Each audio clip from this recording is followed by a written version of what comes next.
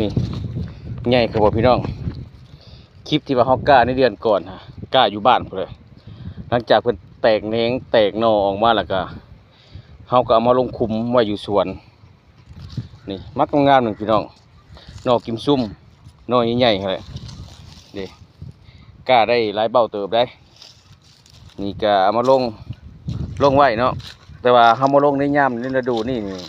เฮาต้องมันรักษามันดูแลมันเลยพี่น้อง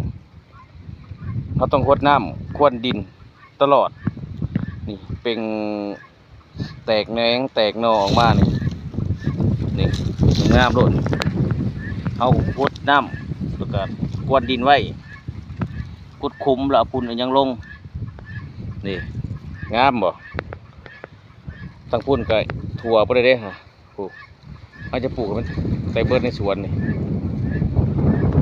มันติดเลยเขาก็เอาเพื่องใส่พี่น้องโปกแบบนี้พอเขาต้องรดน้ำทุกมือเด้รดน้ำทุกมือเพื่อว่าบ่ให้อัน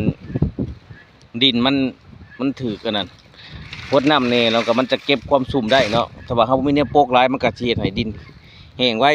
ดินแกนดินแข็งเนาะรดน้ำเอาเพื่องโปกแต่ละมือมันจะให้ดินชุ่มขึ้นมาใบไม้มันก็จะเขียวเป็นใบไผ่แบบนี้แนวไงนี่พวกฮอดยามพ้นนี่บ่ให้ว่าเลยพี่น้องหน่อเกิดขึ้นมาหน่อมักใหญ่รถนี่เพราะว่าเขาคัดเอาแต่เงามันมาปลูกตัวนี่แมนเขาปลูกปีกายนี่พี่น้องนี่เขาปลูกปีกายนี่ตัวนี้กับกอนะ3 กอนี่ปลูกปีกายนี่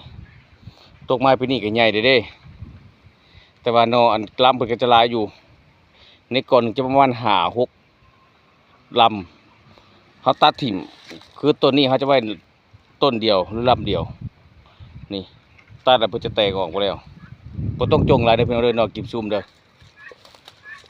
อันนี้จะเป็นนอกกิมซุ่มเบิด2ตัวนี้แหละจะเป็นบงหวานเด้อบงหวานพันธุ์น้ำผึ้งตัวนี้หมอนี่ต้องปลูกยากในนิดนึงแต่ว่านอนี่กินดิบได้นอพวกนี้ตัวนี้แหละจะเป็นนอนนั่นพี่น้องจะเป็นบงหวานบงลายนะบงใหญ่บงพื้นบ้านเท่านี้แหละตัวนี้อันนี้เขาจะปลูกใส่ล้ำเพิ่นอันนี้ฮะยามแรงเพิ่นจะบ่เกิดอันนี้ฮะ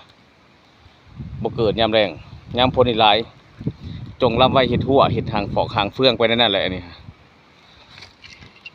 ตัวนี้นะจะเป็นนอกิมซุ่มคือกันพี่น้องปลูกเดือน6นี่ตัวนี้ฮะรดน้ำแล้วก็ไก่เคี่ยเห็นบ่นี่ไก่เคี่ยแล้วก็เขาต้องได้มาควรคืนควรเลยหาไม้หาหยังก็ได้พี่น้องมาปกตัวนี้แบบว่าบ่ให้ไก่ต้องไก่ซูนนะมาเขาควรดินก่อนตัวนี้